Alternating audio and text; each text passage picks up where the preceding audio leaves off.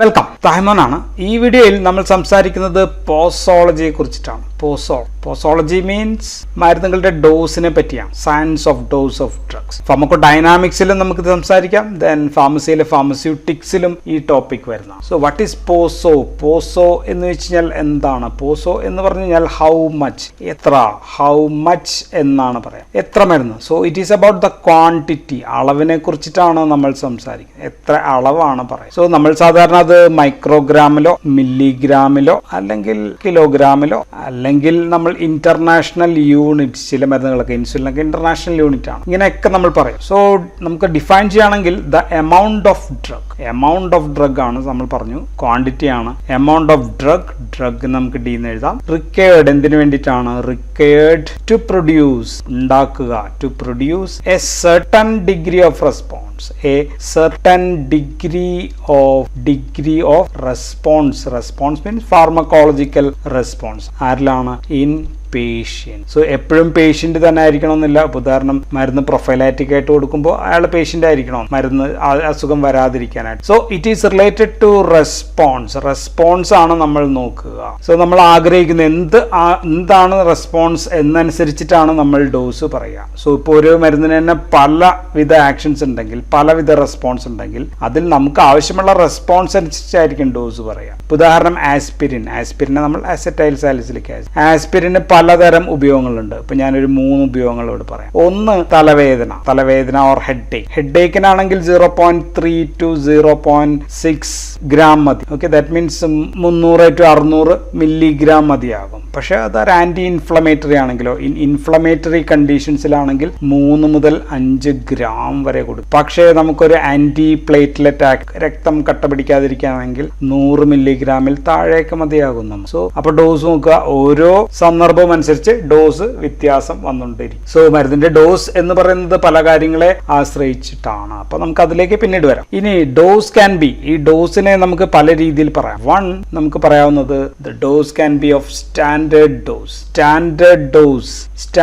Dose എന്ന് പറഞ്ഞു കഴിഞ്ഞാൽ ഒരു വലിയ പോപ്പുലേഷനിൽ, one group of population, approximate dose for wide range of population. ഇപ്പോൾ ഒരു ഡോസ് തന്നെ, സെയിം ഡോസ് തന്നെ നമ്മൾ appropriate for wide range of പോപ്പുലേഷന് ഒരേപോലെ ഉപയോഗിക്കുകയാണെങ്കിൽ അതിനെ നമുക്ക് സ്റ്റാൻഡേർഡ് ഡോസ് എന്ന് പറയാം. ഇപ്പോൾ ഉദാഹരണം, ഓറൽ കോൺട്രാസെപ്റ്റീവ്സ്, അതിനകത്ത് പ്രത്യേക തോതിൽ ഈസ്ട്രോജൻ ഉണ്ട്, പ്രത്യേക തോതിൽ പ്രൊജസ്ട്രോൺ ഉണ്ട്, അല്ലെങ്കിൽ പ്രൊജസ്ട്രോൺ മാത്രമുള്ളതാണെങ്കിൽ അങ്ങനെയും അടങ്ങിയിട്ട്, അതിനാണ് നമ്മൾ സ്റ്റാൻഡേർഡ് ഡോസ് എന്ന് പറയും. രണ്ടാമത്തത് റെഗുലേറ്റഡ് ഡോസ് ആണ്. റെഗുലേറ്റഡ് ഡോസ് എന്ന് വെച്ച് കഴിഞ്ഞാൽ ഇപ്പോൾ ഉദാഹരണം ബ്ലഡ് ഷുഗർ ലെവൽ അതിന് കൊടുക്കാന്ന് വരും. സോ രോഗിയുടെ ദിവസേനയുള്ള ഭക്ഷണ രീതി, എക്സസൈസ് ഒക്കെ അനുസരിച്ച് ഇതിൽ മാറ്റങ്ങൾ വന്നാൽ അപ്പൊ ഡോസും നമ്മൾ മാറിക്കൊണ്ടിരിക്കും. So the dose is subject to change. ഉദാഹരണം ഇൻസുലിൻ അപ്പൊ നമ്മൾ സ്ലൈഡിംഗ് ഡോസ് ആയിട്ടായിരിക്കും കൊടുക്കുക. ഷുഗർ ലെവൽ കൂടിക്കഴിഞ്ഞാൽ ഇൻസുലിൻ കൂടും, ഷുഗർ ലെവൽ കുറഞ്ഞു കഴിഞ്ഞാൽ ഇൻസുലിൻ അതനുസരിച്ച് ഡോസ് നമ്മൾ കുറയ്ക്കും. ഇനി മൂന്നാമത്തെ നമുക്ക് പറയാനുള്ളത് ടാർജറ്റ് ലെവൽ ഡോസ് ആണ്. ടാർജറ്റ് ലെവൽ ഡോസ് എന്ന് വെച്ച് കഴിഞ്ഞാൽ ഇപ്പൊ നമുക്ക് രോഗിയുടെ റെസ്പോൺസ് അളന്ന് നോക്കാൻ കൃത്യമായിട്ട് പറ്റണമെന്നില്ല. പക്ഷെ നമുക്കറിയാവുന്നത് ബ്ലഡിനകത്ത്, സപ്പോസ് ഇൻ ദ ബ്ലഡ്, ഇത് രക്തക്കുഴലാണ്, ബ്ലഡിനകത്ത് മരുന്ന് ഇത്രയും അളവിലുണ്ടെങ്കിൽ നല്ല റെസ്പോൺസ് കിട്ടും എന്ന് നമുക്കറിയാമെങ്കിൽ അതാണ് ആ മരുന്നിന്റെ ടാർജറ്റ്. ഉദാഹരണം ലിത്തിയം, അക്യൂട്ട് മാനിയയില് ലിത്തിയത്തിന്റെ ഡോസ് എന്ന് പറഞ്ഞത് 1 to 1.5 milli equivalent per litre. So ഇത്രയും അളവിൽ ലിത്തിയം ഉണ്ടെങ്കിൽ അക്യൂട്ട് മാനിയൽ ഓക്കെയാണ്. അപ്പൊ ബ്ലഡ് ലെവൽ മോണിറ്റർ ചെയ്തുകൊണ്ടിരിക്കും. വേറെ ഒരുപാട് ഡ്രഗുകൾ ഇങ്ങനെ ചെയ്യാറുണ്ട്. ഉദാഹരണത്തിന് ഫെനിറ്റോയിൻ എന്ന് പറയുന്ന ഡ്രഗ് ഇങ്ങനെ മോണിറ്റർ ചെയ്യാറുണ്ട്. സൈക്ലോസ്പോറിൻ നമുക്ക് ഇങ്ങനെ മോണിറ്റർ ചെയ്യാം. അമിനോ ഗ്ലൈക്കോസൈഡ് ചെയ്യാം, വാൽപ്രോവേറ്റ് ചെയ്യാം. So many drugs we can monitor. അതിനാണ് നമ്മൾ ടാർജറ്റ് ലെവൽ ഡോസ് എന്ന് പറയുക. ഇനി നാലാമത്തെ ഡോസ് എന്ന് പറഞ്ഞാൽ ടൈട്രേറ്റഡ് ഡോസ് ആണ്. ടൈട്രേറ്റഡ് ഡോസ് എന്ന് വെച്ച് കഴിഞ്ഞാൽ ടൈട്രേറ്റഡ് ഡോസ് എന്ന് വെച്ചാൽ ഉദാഹരണം ഈ ആന്റി ക്യാൻസർ മരുന്നിലൊക്കെയാണ് പ്രധാനമായിട്ട് ഇത് ഉപയോഗിക്കുക. നമുക്കറിയാം ചില മരുന്നിന് ദോഷഫലങ്ങളുണ്ട്, അല്ലെങ്കിൽ ആന്റി ക്യാൻസർ മരുന്നിന് ഉറപ്പായിട്ടും ദോഷഫലങ്ങളുണ്ട്. പക്ഷെ ഒരു acceptable level of adverse effect നമ്മൾ സ്വീകരിച്ചിട്ട് ഒരു ഒപ്റ്റിമം ഡോസ് തിരഞ്ഞെടുക്കും. So dose is adjusted to an acceptable level of toxin. അങ്ങനെ നമ്മൾ ഒരു ഒപ്റ്റിമം ഡോസ് തിരഞ്ഞെടുക്കുകയാണെങ്കിൽ അതിനെയാണ് നമ്മൾ ടൈട്രേറ്റഡ് ഡോസുകൾ എന്ന് പറയും. ഈ മരുന്നുകൾ എപ്പോഴും നമുക്ക് ശരീരത്തിൽ ഒരു മിനിമം ലെവൽ വേണം. അതിനെ നമ്മൾ മിനിമൽ ഡോസ് എന്നാണ് വിളിക്കുന്നത്. മിനിമൽ ഡോസ് എന്ന് പറയും. പക്ഷെ പരമാവധി നമുക്ക് ടോളറേറ്റ് ചെയ്യാനുള്ള എന്നുള്ള ഒരു എമൗണ്ട് ഉണ്ടായിരിക്കും. ഇതിനെ നമ്മൾ മാക്സിമം ഡോസ് എന്നാണ് പറയുന്നത്. ഇതിലാണ് നമുക്ക് അത്രയും വരെ നമുക്ക് ആ മരുന്ന് സഹിക്കാനായിട്ട് പറ്റുക. സാധാരണ ഇതിന് രണ്ടിനും ഇടയിലുള്ള ഒരു ഡോസ് ആയിരിക്കും കൊടുക്കുക. ചിലപ്പോൾ ഈവൻ മിനിമം ഡോസ് ആയാലും മതി. ചില ആൾക്കാർക്ക് മാക്സിമം ഡോസ് കൊടുക്കേണ്ടി വരും, ചില സമയങ്ങളിൽ മാക്സിമം ഡോസ് കൊടുക്കേണ്ടി വരും. ചിലപ്പോൾ ഈ മിനിമം എമൗണ്ട് കിട്ടാൻ തന്നെ നമ്മൾ ആദ്യം ചിലപ്പോൾ കുറച്ച് ഉയർന്ന തോതിൽ വേഗത്തിൽ മരുന്ന് കൂടുതൽ എമൗണ്ടിൽ കൊടുക്കേണ്ടി. ഉദാഹരണം high volume of distribution, VD ഒക്കെ ഉള്ള മരുന്ന് കൂടുതലാണെങ്കിൽ നമുക്ക് ആദ്യം തന്നെ കുറച്ച് കൂടുതൽ ഡോസ് അങ്ങ് കൊടുക്കേണ്ടി വരും. ഇതിനെ നമ്മൾ ലോഡിംഗ് ഡോസ് എന്നാണ്. ലോഡിംഗ് ഡോസ് കൊടുത്തു കഴിഞ്ഞിട്ട് കുറച്ച് കഴിയുമ്പോഴത്തേക്കും നമുക്ക് എമൗണ്ട് കുറയ്ക്കും. ഉദാഹരണം ഫെനറ്റോയിൻ ഇപ്പോൾ ആദ്യം കുട്ടികളിലാണെങ്കിൽ 20 മില്ലിഗ്രാം പെർ കിലോഗ്രാം കൊടുക്കുന്നു. പിന്നീട് അത് താഴ്ത്തി 5 മില്ലിഗ്രാം പെർ കിലോഗ്രാം ആകും. ഈ 5 മില്ലിഗ്രാം പെർ കിലോഗ്രാം ആക്കുന്നതിനെയാണ് നമ്മൾ എന്ത് പറയാ, മെയിൻ്റനൻസ് ഡോസ് എന്നാണ് അതിന് പറയാം. മെയിൻ്റനൻസ് ഡോസ് എന്ന് പറയും. വേറെ എക്സാമ്പിൾ പറയുകയാണെങ്കിൽ ക്ലോപ്പിഡോഗ്രിൽ എന്ന് പറയുന്ന മരുന്ന് ചില ടെസ്റ്റുകളൊക്കെ ആണെങ്കിൽ 300 to 600 മില്ലിഗ്രാം വരെ കൊടുക്കും. പക്ഷെ അത് കഴിയുമ്പോഴത്തേക്കും സാധാരണ അതിന്റെ ഡോസ് എന്ന് വെച്ചാൽ 75 മില്ലിഗ്രാം ദിവസേന, വൺസ് ഡെയിലി ആണ് സാധാരണ അതിന്റെ ഡോസ്. ഇനി ടോക്സിക് ഡോസ് ഉണ്ട്. ടോക്സിക് ഡോസ് എന്ന് വെച്ച് കഴിഞ്ഞാൽ ഗുണത്തെക്കാൾ കൂടുതൽ ദോഷമുണ്ടാക്കുന്ന ഡോസിനെയാണ് നമ്മൾ ടോക്സിക് ഡോസ് എന്ന് പറയുന്നത്. ഫാറ്റൽ ഡോസ് എന്ന് പറഞ്ഞാൽ മരണകാരണമാകാവുന്ന ഡോസാണ്. സോ ഇങ്ങനെയൊക്കെയുള്ള കാര്യങ്ങൾ, ദെൻ LD50, ED50 ഇങ്ങനെയൊക്കെയുള്ള കാര്യങ്ങൾ നമ്മൾ വേറെ ഡിസ്കസ് ചെയ്ത് ഡോസ് റെസ്പോൺസ് DRC എന്ന് പറയുന്ന വീഡിയോയിൽ ഓൾറെഡി ഡിസ്കസ് ചെയ്ത് കഴിഞ്ഞതാണ്. ഇനി നമ്മൾ ഡോസിനെ നമുക്ക് പല രീതിയിൽ എക്സ്പ്രസ് ചെയ്യാം, അല്ലെങ്കിൽ പല രീതിയിൽ പറയാം. ഉദാഹരണത്തിന് ഒറ്റത്തവണ ഉപയോഗിക്കുന്ന ഡോസ്, സിംഗിൾ ഡോസ് ആയിട്ട് കൊടുക്കുന്ന, സിംഗിൾ ഡോസ് മാത്രമായിട്ട് കൊടുക്കുന്ന മരുന്നുകൾ. ഉദാഹരണം ആൽബെൻഡസോൾ എന്ന് പറയുന്ന മരുന്ന്. ആൽബെൻഡസോൾ നമ്മൾ വിരകൾക്കൊക്കെ ഉപയോഗിക്കുകയാണ്. മുതിർന്നവരിലാണെങ്കിൽ 400 മില്ലിഗ്രാം ഒറ്റ തവണ കൊടുത്താൽ മതി. കുട്ടികളിൽ 2 വയസ്സിൽ താഴെയാണെങ്കിൽ 200 മില്ലിഗ്രാം വരെ. പിന്നീടും ചിലപ്പോൾ വേണമെങ്കിൽ കൊടുത്തേക്കാം, എങ്കിലും ചിലപ്പോൾ ഈ ഒറ്റ തവണ കൊണ്ട് നിർത്തിയേക്കാം. ഇനി രണ്ടാമത് പറയുന്നത് ഒരു അസുഖത്തിന് മൊത്തം കൊടുക്കേണ്ട ഡോസ്. ഒരു ഡോസ് ഫോർ ഒരു അസുഖത്തിന് അല്ലെങ്കിൽ ഒരു ഡിസീസിന് ഫുള്ളായിട്ട് ഇത്ര എമൗണ്ട് കൊടുക്കുക. ഉദാഹരണം പെനിസിലിൻ G ഒക്കെ ആണെങ്കിൽ, ഗൊണേറിയക്ക് ആണെങ്കിൽ ഇത്രയും million units, say 2.4 million units ആണ്, ഇത്രയും കൊടുക്കണം ഈ അസുഖത്തിന്. അല്ലെങ്കിൽ സെഫ്ട്രിയാക്സോൺ എന്ന് പറയുന്ന മരുന്ന്, അത് സപ്പോസ് ഇറ്റ് ഈസ് സിഫിലിസിനോ ഗൊണേറിയക്ക് ആണെങ്കിൽ ഓക്കെ ഇത്ര 1 ഗ്രാം. ഓക്കെ, ഇങ്ങനെ അങ്ങ് പറയുകയാണെങ്കിൽ ഇത് എക്സാക്ട്ലി ആക്യുറേറ്റ് ആയിരിക്കണമെന്നില്ല, ഞാൻ എക്സാമ്പിൾ ആണ് പറയുന്നത്. സോ ഇത്രയും ഒരു ഡോസ് അങ്ങ് പറയുന്നു, അത്രയും ഡോസ് കൊടുക്കുക. ദെൻ ക്യാൻസർ മരുന്നുകളും ഇങ്ങനെ തന്നെയാണ്. ക്യാൻസർ മരുന്നുകൾ മിക്കത് മൊത്തം എത്ര കൊടുക്കണമെന്ന് തീരുമാനിക്കുന്നു, എന്നിട്ട് പല തവണകളാക്കി ആയിരിക്കും കൊടുക്കുക. അപ്പൊ അത് ആ dose for that particular disease ആണ്. ഇനി മൂന്നാമത്തെ വേറെ രീതിയിൽ പറയാ, ഒരു ഡോസ് ഇത്ര വരെ പരമാവധി. ഇപ്പൊ ഉദാഹരണം ഡോസ്, അതിപ്പോ നമ്മൾ പറയുന്നത് മില്ലിഗ്രാം, ഇത്ര milligram per kilogram per dose. അതാണ് നമ്മുടെ ഒരു ഡോസ് കൊടുക്കുമ്പോൾ ഇത്രയാണ് കൊടുക്കാൻ പാടുള്ളൂ. അല്ലെങ്കിൽ നമ്മൾ പറയാം മില്ലിഗ്രാം പെർ കിലോഗ്രാം. ഒരു ദിവസം പെർ ഡേ ഒരു ദിവസം ഇത്ര കൊടുക്കാം. ഇപ്പൊ പാരസെറ്റമോൾ ആണെങ്കിൽ കുട്ടികളിൽ 40 മില്ലിഗ്രാം പെർ കിലോഗ്രാം എന്ന് പറയാം. മുതിർന്നവരിലാണെങ്കിൽ 4 ഗ്രാം വരെയാണ് ദിവസം സാധാരണ. ചിലപ്പോൾ 8 ഗ്രാം വരെ കൊടുത്തേക്കാം, എങ്കിലും സാധാരണ ഇറ്റ് ഈസ് 4 ഗ്രാം ആണ് സാധാരണ ഡോസ്. അത് ചിലപ്പോൾ പല തവണകളായിട്ടായിരിക്കും നമ്മൾ കഴിക്കുക. ഇനി ICUലൊക്കെ ആണെങ്കിൽ പല മരുന്നുകളും, ഉദാഹരണത്തിന് ഡോപ്പമിൻ എന്ന് പറയുന്ന മരുന്ന് നമ്മൾ ഉപയോഗിക്കുകയാണെങ്കിൽ അത് മൈക്രോഗ്രാം പെർ കിലോഗ്രാം പെർ മിനിറ്റ്സ്ന്നോ അല്ലെങ്കിൽ പെർ അവർന്നോ എന്നൊക്കെ പറഞ്ഞിട്ടായിരിക്കും. ഇങ്ങനെ ആയിരിക്കും ആ മരുന്ന് കൊടുത്തുകൊണ്ടിരിക്കുക. അതും തന്നെ വ്യത്യസ്ത അസുഖങ്ങളിൽ വ്യത്യസ്ത ഡോസ് ആയിരിക്കും. ഉദാഹരണത്തിന് അതിന്റെ ലോ ഡോസ് ഉണ്ട്. ലോ ഡോസ് കൊടുത്തു കഴിഞ്ഞാൽ റീനൽ പെർഫ്യൂഷൻ ആണ്, ഡയൂറസിസ് എഫക്റ്റോ അങ്ങനെയൊക്കെ ആയിരിക്കും. കുറച്ചും കൂടി ഹൈ ഡോസ് കൊടുക്കുന്നത് കാർഡിയാക് സ്റ്റിമുലേഷന് വേണ്ടിയിട്ടായിരിക്കും. കുറച്ചും കൂടി ഹൈ ഡോസ് വേറെ ബ്ലഡ് വെസൽ കൺസ്ട്രിക്ട് ചെയ്യാനായിട്ടായിരിക്കും. So depend. സോ ഇങ്ങനെയും ഡോസ് നമ്മൾ എക്സ്പ്രസ് ചെയ്യാറ്. സോ ഡോസ് എന്ന് പറയുന്നത് ജസ്റ്റ് ഇതാണ് അതിന്റെ ഡോസ് എന്നല്ല, പല രീതിയിൽ നമുക്ക് എക്സ്പ്രസ് ചെയ്യാം. ഡിപ്പെൻഡ്സ് ഓൺ സിറ്റുവേഷൻ ആൻഡ് വേറെ ഒരുപാട് ഫാക്ടേഴ്സ് കൂടി അതിനെ കോൺട്രിബ്യൂട്ട് ചെയ്യുന്നുണ്ട്. അപ്പൊ നമുക്ക് what are the factors determining the dose. Factors ഏതൊക്കെയാണെന്ന് നോക്കാം. Factors that determines the dose. 1 is age. Age ആണ് ഏറ്റവും പ്രധാനപ്പെട്ട ഫാക്ടർ എന്ന് പറയുന്നത്. കുട്ടികളിൽ നമ്മൾ സാധാരണ ലോ ഡോസ് ആയിരിക്കും കൊടുക്കുക, കുറഞ്ഞ എമൗണ്ട് ആയിരിക്കും നമ്മൾ ഉപയോഗിക്കുക, സ്മോൾ ഡോസ് ആയിരിക്കും. കാരണം എന്താ വെച്ചാൽ അവരുടെ മെറ്റബോളിക് പാത്ത് വേസ് ഒന്നും ശരിയായിട്ട് ഡെവലപ്പ് ചെയ്തിട്ടുണ്ടാവില്ല. കൊച്ചുകുട്ടികളിലാണെങ്കിൽ അവരുടെ ബോഡി വാട്ടർ കണ്ടന്റ് കൂടുതലാണ്, മസിൽ മാസ് ഒക്കെ കുറവായിരിക്കും. സോ ഡിപ്പെൻഡ്സ് അപ്പോൺ ഏജ് വെച്ചിട്ട് പലതരം ഡോസ് കാൽക്കുലേറ്റ് ചെയ്യാനായിട്ട് പലതരം ഫോർമുലാസ് അവൈലബിൾ ആണ്. ഇപ്പൊ 2 വയസ്സിൽ താഴെയുള്ള കുട്ടികളാണ്. ചിൽഡ്രൻ ബിലോ 2 ഇയേഴ്സ് ആണെങ്കിൽ നമ്മൾ ഫ്രൈഡ്സ് ഫോർമുല എന്ന് പറയുന്ന ഒരു ഫോർമുലയാണ്. Fried's formula. ഈ ഫോർമുല പറയുന്നത് ഏജ് ഇൻ മന്ത്സ്, മാസം, എത്ര മാസമാണ് ആണ് എന്ന് നോക്കുക. Divided by 150 into adult dose. ഈ അഡൽട്ട് ഡോസ് എന്ന് പറയുന്നത് ഒരു 18 മുതൽ 60 വയസ്സ് വരെ പ്രായമുള്ള ആൾക്കാർ, ഒരു 70 കിലോ തൂക്കമുള്ള ഒരാളിൽ എത്രയാണ് നമ്മൾ കൊടുക്കുന്ന ഡോസ് എന്ന് കണക്കാക്കിയിട്ടാണ് നമ്മൾ അഡൽട്ട് ഡോസ് പറയാം. സോ 2 വയസ്സിൽ താഴെയാണെങ്കിൽ നമുക്ക് ഫ്രൈഡ്സ് ഫോർമുല വെച്ച് കണ്ടുപിടിക്കാം. ഇനി 12 വയസ്സിൽ താഴെയുള്ള പിള്ളേരിലാണെങ്കിൽ നമ്മൾ കണ്ടുപിടിക്കാനുള്ള ഫോർമുലയാണ് യങ്സ് ഫോർമുല. യങ്സ് ഫോർമുല ഉണ്ട്. യങ്സ് ഫോർമുല പറയുന്നത് ഏജ് ഇൻ ഇയേഴ്സ്, എത്ര വർഷം, 7 വയസ്സാണെങ്കിൽ 7 വയസ്സ് ബൈ ഏജ് പ്ലസ് 12, അതിനെ 12 വെച്ചിട്ട് ആഡ് ചെയ്യുക ഇൻറ്റു അഡൽട്ട് ഡോസ്. സോ ഇത് വെച്ചിട്ടാണ് നമ്മൾ യങ്സ് ഫോർമുല കണ്ടുപിടിക്കുക. ഇനി വേറൊരു ഫോർമുലയാണ് കൗളിങ്സ് formula.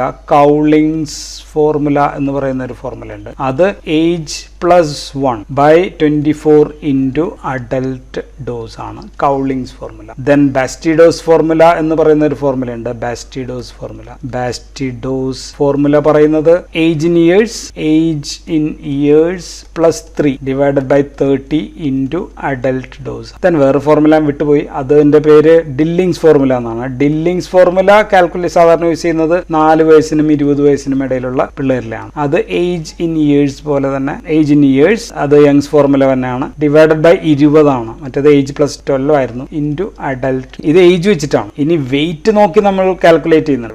Wait of the patient, weight of the കുട്ടികളെ പറ്റിയാണ് നമ്മൾ പറയുന്നത്. So weight in kilograms divided by 70 into adult dose. ഈ ഫോർമുലയുടെ പേര് ക്ലാർക്സ് ഫോർമുല എന്നാണ്. Clark's formula. സാധാരണ ഇത് പറയുന്ന വെയിറ്റ് ഇൻ പൗണ്ട്സ് ആണ്. പൗണ്ട്സ് ആണെങ്കിൽ 70ക്ക് പകരം 150 ആണ് ഇൻറ്റു അഡൽട്ട് ഡോസ്. കാരണം ഇവിടെ 70 ഉപയോഗിക്കാൻ കാരണം ഒരു കിലോഗ്രാംസ് എന്ന് പറയുമ്പോൾ 2.2 പൗണ്ട്സ് ആണ്. 2.2 പൗണ്ട്സ് ആണ് ഒരു കിലോഗ്രാം. സോ അത് പൗണ്ട്സും കിലോഗ്രാമും ഒന്ന് അഡ്ജസ്റ്റ് ചെയ്ത് കഴിഞ്ഞാൽ വിൽ ഗെറ്റ് ക്ലാർക്സ് ഫോർമുല കിട്ടും. ഈ age in months, age in years, age in kilograms, ഇതിനേക്കാളൊക്കെ ഏറ്റവും നല്ലത് ബോഡി സർഫസ് ഏരിയ വെച്ചിട്ട് നമ്മൾ കാൽക്കുലേറ്റ് ചെയ്യും. ബോഡി സർഫസ് ഏരിയ വെച്ച് പറയുന്നതാണ് കൃത്യം. ഓക്കെ, സോ അത് നമ്മൾ ചെയ്യുന്നത് body surface area of child എടുക്കുക. കുട്ടിയുടെ കാര്യമാണ് നമ്മൾ പറയാ. Child divided by 1.73 into adult dose. So ഇത് വെച്ചിട്ട് നോക്കിക്കഴിഞ്ഞാൽ കൃത്യമായിട്ട് ഡോസ് നമുക്ക് കണ്ടുപിടിക്കാൻ. ഇപ്പോൾ ബോഡി സർഫസ് ഏരിയ എങ്ങനെ കണ്ടുപിടിക്കും എന്ന് ചോദിച്ചു കഴിഞ്ഞാൽ ബോഡി സർഫസ് ഏരിയ കണ്ടുപിടിക്കാനുള്ള ഇക്വേഷൻ ഡൂബോയ്സ് ഇക്വേഷൻ ആണ്. ഡൂബോയ്സ് ഇക്വേഷൻ വെച്ചിട്ട് ബോഡി സർഫസ് ഏരിയ കണ്ടുപിടിക്കാം. അതിനകത്ത് നമ്മൾ ബോഡി വെയിറ്റ് എത്രയാണെന്ന് കണ്ടുപിടിക്കുന്നു. ഇൻ കിലോഗ്രാമിലാണ് അത് നമ്മൾ പറയാം. റേസ് ടു 0.425 ഇൻറ്റു ഹൈറ്റ് എത്ര സെന്റിമീറ്ററിലാണ്, അത് ഇത് കിലോഗ്രാം, ഇത് ഹൈറ്റ് സെന്റിമീറ്റർ ഇൻറ്റു 0.725 ഇൻറ്റു ഒരു ഫാക്ടറാണ് 0.007184 എന്ന് പറയുന്ന ഒരു ഫാക്ടർ കൂടി ചേർത്ത് കഴിഞ്ഞാൽ നമുക്ക് ബോഡി സർഫസ് ഏരിയ കിട്ടും. ഇത് നമ്മളൊരു ചാർട്ടായിട്ട് ഉണ്ടാക്കി വെച്ച് കഴിഞ്ഞാൽ നമുക്ക് കിലോ ഒരു ഇത്ര വെയിറ്റ് ഉള്ള ആളുടെ ഇത്ര സൈസ് ആണെങ്കിൽ ഇത്ര വരും എന്ന് കണ്ടുപിടിച്ച് കഴിഞ്ഞാൽ ഈസി ആയിരിക്കും. സോ ഏജ് മുതിർന്നവർ ഞാൻ ഓൾറെഡി പറഞ്ഞു 60 വയസ്സ് വരെയുള്ള ആൾക്കാരിലാണ് നമ്മൾ സ്റ്റാൻഡേർഡ് ഡോസ് എന്ന് പറയാം. സോ എബവ് 60 ആണെങ്കിൽ നമ്മൾ സാധാരണ കണക്കാക്കുന്നത് അഡൽട്ട് ഡോസിന്റെ അഡൽട്ട് ഡോസ്, ദാറ്റ് മീൻസ് വലിയ ആൾക്കാരിൽ, മുതിർന്നവരിൽ, ജെറിയാട്രിക്സിലാണെങ്കിൽ അഡൽട്ട് ഡോസിന്റെ ഒരു 3/4 ഓഫ് ദ അഡൽട്ട് ഡോസ് ആയിരിക്കും നമ്മൾ സാധാരണ പറയും. സോ ഇതെല്ലാം നമ്മൾ ജനറൽ ആണ് കേട്ടോ പറയുന്നത്. ഓരോ മരുന്നിന്റെയും സ്പെഷ്യൽ ആയിരിക്കും, വ്യത്യസ്തമായിരിക്കും. ഇനി അതർ ഫാക്ടേഴ്സ്, ഏജ് ആണ് പ്രധാനമായിട്ട് പറഞ്ഞത്. അതർ ഫാക്ടേഴ്സ് 1 ഈ സെക്സ് ആണ്. മെയിൽ ആണോ ഫീമെയിൽ ആണോ. സാധാരണ സ്ത്രീകളിൽ മെയിലിനേക്കാൾ കമ്പയർ ടു മെയിലിനെ അപേക്ഷിച്ച് കുറവ് മതി. സ്ത്രീകളിൽ ഫീമെയിൽസിലെ മെയിലിനെ അപേക്ഷിച്ച് കുറവ് മതി. സ്ത്രീകളിൽ തന്നെ ഗർഭിണികൾ മുലയൂട്ടുന്നതാണോ എന്നൊക്കെ നോക്കേണ്ടി വരും. ഓക്കെ, ദെൻ ബോഡി വെയിറ്റ് അനുസരിച്ചിട്ട് ഡോസ് പറയണം. അപ്പോൾ ബോഡി വെയിറ്റ് കൂടിക്കഴിഞ്ഞാൽ ഡോസ് കൂടുതൽ വേണ്ടി വരും. ഇപ്പോൾ ഒബീസ് ആയിട്ടുള്ള ആൾക്കാരിലാണെങ്കിൽ ഒബീസ് ആണെങ്കിലും അളവ് കൂടുതൽ കൊടുക്കേണ്ടി വരും. ഇനി റൂട്ട്, ഏത് റൂട്ടിലാണ് കൊടുക്കുന്നതെന്നനുസരിച്ച് ഒരു ഉദാഹരണം കൊണ്ട് പറയാം. ഇപ്പോൾ മരുന്ന് പ്രൊപ്രാനലോൾ ആണെന്ന് ഇരിക്കുക. പ്രൊപ്രാനലോൾ ആണെങ്കിൽ പ്രൊപ്രാനലോൾ അതിന്റെ IV ഡോസ് 1 മില്ലിഗ്രാം 2 മില്ലിഗ്രാം ഒക്കെയാണ് IV. പക്ഷെ നമ്മളിപ്പോൾ ഓറൽ കൊടുക്കുകയാണെങ്കിൽ 20 മില്ലിഗ്രാം 40 മില്ലിഗ്രാം ഇങ്ങനെ. സോ കാരണം എന്താണെന്ന് ഫസ്റ്റ് പാസ് എഫക്റ്റ് ഒക്കെയാണ്. എങ്കിലും ഡോസ് മേ ചേഞ്ച്. പക്ഷേ ചിലത് ഇപ്പോൾ അമോക്സിൽ നമ്മൾ ഗുളികയായിട്ട് കഴിക്കുകയാണെങ്കിൽ 500 മില്ലിഗ്രാം, IV ആയിട്ടായിരിക്കും ചിലപ്പോൾ അതും 500 മില്ലിഗ്രാം ആയിരിക്കും. So dose may change or may be same. IV കൊടുക്കുമ്പോൾ ബയോ അവൈലബിലിറ്റി കൂടുതലാണ്. അതുകൊണ്ടാണ് മിക്കവാറും IV റൂട്ടൊക്കെ ആകുമ്പോഴത്തേക്കും ഡോസ് നമ്മൾക്ക് കുറച്ച് കൊടുക്കേണ്ടി വരിക. Then time and frequency of dosage. Okay, ഇപ്പോൾ ഉറക്കമരുന്ന്, ഇപ്പോൾ CNS ഡിപ്രസൻസ് ഒക്കെ ആണെങ്കിൽ, ഉറക്കമരുന്നൊക്കെ ആണെങ്കിൽ രാത്രി നൈറ്റ് ആണെങ്കിൽ കുറച്ച് ഡോസ് മതി. പക്ഷെ പകലാണെങ്കിൽ നമുക്ക് കൂടുതൽ ഡോസ് കൊടുക്കേണ്ടി വരും. ദെൻ ഫ്രീക്വൻസി ഒക്കെ എപ്പോഴും ഹാഫ് ലൈഫ് ഓഫ് ദ ഡ്രഗിന്റെ ഹാഫ് ലൈഫ് ആയിട്ട് ഡിപ്പെൻഡന്റ് ആയിരിക്കും. ദെൻ അടുത്തത് സിവിയറിറ്റി ഓഫ് ഡിസീസ്. അസുഖത്തിന്റെ തീവ്രത അനുസരിച്ചും മിക്കവാറും ഡോസ് കൂടും അല്ലെ. സാധാരണ ഇൻക്രീസ്ഡ് ഡോസ് ആണ്. അസുഖത്തിന്റെ തീവ്രത കൂടി കഴിയുമ്പോഴത്തേക്കും ഡോസ് നമ്മൾ സാധാരണ വർദ്ധിപ്പിക്കും, അല്ലെങ്കിൽ അഡീഷണൽ ഒക്കെ കൊടുക്കും. ഉദാഹരണം അട്രോപ്പിൻ എന്ന് പറയുന്ന മരുന്ന് സാധാരണ രീതിയിൽ 1 മില്ലിഗ്രാം 2 മില്ലിഗ്രാം ഒക്കെ ആയിരിക്കും സാധാരണ ഉപയോഗിക്കുക. In milligram. പക്ഷേ in organophosphate poisoning ഒക്കെ സമയത്ത് നമ്മൾ വളരെ ഉയർന്ന ഡോസിൽ എക്സ്ട്രീംലി ഹൈ ഡോസ് ഒക്കെ നമ്മൾ കൊടുക്കും, ഇഞ്ചക്ഷൻ ആയിട്ടൊക്കെ കൊടുക്കും. ഇനി വാട്ട്സ് ദ യൂസ്, എന്തിനു വേണ്ടിയാണ് നമ്മൾ കൊടുക്കുന്നത്, എന്താണ് ഉപയോഗം എന്നനുസരിച്ച് ഇപ്പോൾ ഉദാഹരണം പ്രൊഫൈലാറ്റിക് ആണെങ്കിൽ ഇപ്പോൾ ഉദാഹരണം പ്രൊഫൈലാറ്റിക് ആണെങ്കിൽ 1 to 2 mg/kg ആണ് ഡെയിലി നമ്മൾ കൊടുക്കുക. അയേൺ അല്ല, നമ്മൾ തെറാപ്യൂട്ടിക് ആണ്, ഒരാൾക്ക് അനീമിയ ഉണ്ടെങ്കിൽ നമ്മൾ കൊടുക്കുക 4 to 6 mg/kg/day ആയിരിക്കും നമ്മൾ കൊടുക്കുക. ദെൻ ഇപ്പോൾ ഇവിടെ പറയാൻ ഞാൻ വിട്ടു, സിവിയറിറ്റി കൂടിയെന്ന് കരുതി ചിലപ്പോൾ മരുന്നിന്റെ ഡോസ് ചിലപ്പോൾ കൂട്ടാൻ പറ്റണമെന്നില്ല. ഇപ്പോൾ ഉദാഹരണം അതും അയേൺ പറഞ്ഞപ്പോഴാണ് ഓർത്തത്. അയേൺ നമ്മുടെ ശരീരത്തിൽ നിന്ന് ഓറലി ഗുളികയായിട്ട് കൊടുക്കുമ്പോഴത്തേക്കും അബ്സോർഷൻ ചെയ്യാനായിട്ട് ഒരു ലിമിറ്റ് ഉണ്ട്. ആ ലിമിറ്റിൽ കൂടുതൽ അത് അബ്സോർബ് ചെയ്യില്ല. സോ അപ്പോൾ നമ്മൾ സെയിം ഡോസ് തന്നെ ആയിരിക്കും കൊടുക്കുക, കാരണം ഡോസ് കൂടുതൽ കൊടുത്തിട്ടും കാര്യമൊന്നുമില്ല. അപ്പോൾ നമുക്ക് ചെയ്യാവുന്നത് റൂട്ട് ഒന്ന് മാറ്റി പിടിക്കുക എന്നുള്ളതാണ്. So change the route. അപ്പോൾ ഡോസിനെ പറ്റിയാണ് നമ്മൾ പറയുന്നതുകൊണ്ട് നമ്മൾ തൽക്കാലം ആ ഭാഗം വിടും. ഇനി രോഗിയുടെ health condition and nutritional status is important. നമ്മളൊരു മരുന്നും കൊടുത്താൽ പോരാ, ആ മരുന്ന് പ്രവർത്തിക്കാനായിട്ടുള്ള അതിന് വേണ്ടിയിട്ടുള്ള ന്യൂട്രീഷണൽ സ്റ്റാറ്റസ് കൂടി കൃത്യമായിരിക്കണം. ദാറ്റ് മീൻസ് കോഫാക്ടേഴ്സ് എല്ലാം കൃത്യമായിട്ടുണ്ടെങ്കിൽ മാത്രമായിരിക്കും മരുന്നിന്റെ ഫലം കിട്ടുക. So nutritional factors can also change or affect the dose. Then type of disease, അസുഖത്തിന്റെ തരം, ടൈപ്പ് ഓഫ് ഡിസീസ് അനുസരിച്ചിരിക്കും. ഉദാഹരണം ടിബിയിലാണെങ്കിൽ സിപ്രോഫ്ലോക്സാസിൻ എന്ന് പറയുന്ന മരുന്ന് സാധാരണ 2 നേരമാണ്. 2 നേരം എന്ന് പറയുന്നത് BD എന്നാണ് നമ്മൾ പറയാം. പക്ഷെ ടിബിയിലാണെങ്കിൽ അത് 3 നേരം കൊടുക്കാം, TAD കൊടുക്കാം. Then amoxicillin plus clavulanic acid സാധാരണ രീതിയിൽ BD 2 നേരമായിരിക്കും കൊടുക്കുക. പക്ഷേ ഇൻ കേസ് സിവിയർ ഒട്ടൈറ്റിസ്, ചെവിയിലുള്ള ഒട്ടൈറ്റിസ് മീഡിയ അങ്ങനെയൊക്കെയുള്ള ഇൻഫെക്ഷനോ അല്ലെങ്കിൽ ഈവൻ സം ന്യൂമോണിയ കണ്ടീഷൻസിലൊക്കെ ആണെങ്കിൽ നമ്മൾ TAD will go for TAD. ഇനി അടുത്തൊരു point or factor is tolerance ആണ്. ടോളറൻസ് മീൻസ് ഇപ്പോൾ ഒരാൾ ഒരു മരുന്ന് സ്ഥിരമായിട്ട് കഴിച്ചുകൊണ്ടിരിക്കുമ്പോഴത്തേക്കും അയാൾക്ക് ആ മരുന്നിനോട് അല്പം റെസിസ്റ്റൻസോ അങ്ങനെയൊക്കെ കാര്യങ്ങൾ വന്നിട്ടുണ്ടാകും. അങ്ങനെയുള്ള പേഷ്യൻസിൽ ഇൻക്രീസ്ഡ് ഡോസ് വേണ്ടി. സോ സെയിം എഫക്റ്റ് കിട്ടാനായിട്ട് ഡോസ് കൂടുതൽ കൊടുക്കേണ്ടി വരും. ഉദാഹരണം CNS ഡിപ്രസൻസ് ഒക്കെയാണ് ഇങ്ങനെയുള്ള മരുന്നുകൾ സാധാരണ കൂടുതൽ എമൗണ്ട് ഒക്കെ കൊടുക്കേണ്ടി വരും. ദെൻ ഇപ്പോൾ ഒരു പേഷ്യന്റ് ആൽക്കഹോളിക് ആണെന്ന് വരും, അഡിക്റ്റഡ് ടു ആൽക്കഹോളിക് ആണെങ്കിൽ അവർക്ക് CNS ഡിപ്രസൻസ് ഒക്കെ സാധാരണ ആൾക്കാരെക്കാൾ കൂടുതൽ ഉയർന്ന ഡോസിൽ കൊടുക്കേണ്ടി വന്നേക്കാം. ഇനി അതർ ഡ്രഗ്സ്, മറ്റു മരുന്നുകൾ കൊടുക്കുന്നുണ്ടെങ്കിൽ ഒരേ അസുഖത്തിന് മറ്റു മരുന്നുകൾ, ഇപ്പോൾ BP-ക്ക് ഒരു മരുന്ന് കൊടുക്കുകയാണെങ്കിൽ നമ്മൾ ഈ കൊടുക്കുന്ന മരുന്നിന്റെ ഡോസ് കുറയ്ക്കാം, കാരണം അപ്പോൾ നമുക്ക് സൈഡ് എഫക്റ്റ് ഒക്കെ കുറയ്ക്കാനായിട്ട് പറ്റും. അപ്പോൾ നമ്മൾ പറയാം additive effect, combined effect of drugs എന്നാണ്. Additive effect, synergism, supraadditive effect, then antagonism. So ഇത് നമ്മൾ സെപ്പറേറ്റ് ആയിട്ട് വേറെ ഡിസ്കസ് ചെയ്യും. ഇനി അടുത്തത് ജനറ്റിക് മേക്കപ്പ് ആണ്. ഉദാഹരണം ക്ലാസിക് എക്സാമ്പിൾ മലേറിയയിലാണ്. മലേറിയയിൽ G6 glucose 6 phosphate dehydrogenase deficiency ഉള്ള രോഗികളിൽ സാധാരണ രീതിയിൽ നമ്മൾ ഇത് കൊടുക്കാറില്ല. ട്രൈമാക്വിൻ എന്ന് പറയുന്ന മരുന്ന് കൊടുക്കാറില്ല. സാധാരണ ജനങ്ങളിൽ കൊടുക്കുന്ന ഡോസ് എന്ന് വെച്ചാൽ 0.25 mg/kg അല്ലെങ്കിൽ 0.5 mg/kg 14 ദിവസമാണ്. 14 ദിവസം കൊടുക്കും. പക്ഷേ G6PD ഡെഫിഷ്യൻസി രോഗികളിൽ നമ്മൾ കൊടുക്കേണ്ടി വരികയാണെങ്കിൽ നമ്മൾ കൊടുക്കുക 0.75 mg ആയിരിക്കും. പക്ഷെ ദിവസം കൊടുക്കില്ല, നമ്മൾ ആഴ്ചയിൽ ഒരിക്കൽ, once in 7 days, ആഴ്ചയിൽ ഒരിക്കൽ മാത്രമായിരിക്കും. അങ്ങനെ 8 ആഴ്ചയൊക്കെ ആയിട്ട് ഡോസ് മോഡിഫൈ ചെയ്തിട്ടായിരിക്കും കൊടുക്കുക. ഇനി ഇതിനകത്ത് വേറെ ഫാക്ടർ പല പുസ്തകങ്ങളിലും കാണുന്നുണ്ട്, idiosyncrasy. Actually it is not dose related. ഡോസുമായിട്ട് ബന്ധമില്ലാത്ത ദോഷഫലങ്ങളെയാണ് നമ്മൾ ഇഡിയോസിൻക്രസി എന്ന് പറയും. അത് ചിലപ്പോൾ ഏറ്റവും കുറഞ്ഞ ഡോസ് കൊടുത്താലും ആൾക്ക് സൈഡ് എഫക്ട് ഉണ്ടാകും. Okay, so idiosyncrasy I am not dealing with the dose. Okay, so ഇത്രയും കാര്യങ്ങളാണ് നമുക്ക് ഡോസ് പോസോളജി ആയിട്ട് ബന്ധപ്പെട്ട് പറയാനുള്ളത്. സോ നമ്മൾ എന്തൊക്കെ ടൈപ്പ് ഡോസുകൾ ഉണ്ടെന്ന് പറഞ്ഞു, കുട്ടികളിലാണെങ്കിൽ എങ്ങനെയൊക്കെയാണ് ഡോസ് കൊടുക്കുന്നത്, അതിന്റെ ഫോർമുലാസ് പറഞ്ഞു, വാട്ട് ആർ ദ ഫാക്ടേഴ്സ്. ഇത്രയാണ് നമുക്ക് ഡോസിനെ കുറിച്ച് പറയാനുള്ളത്. Thank you for watching.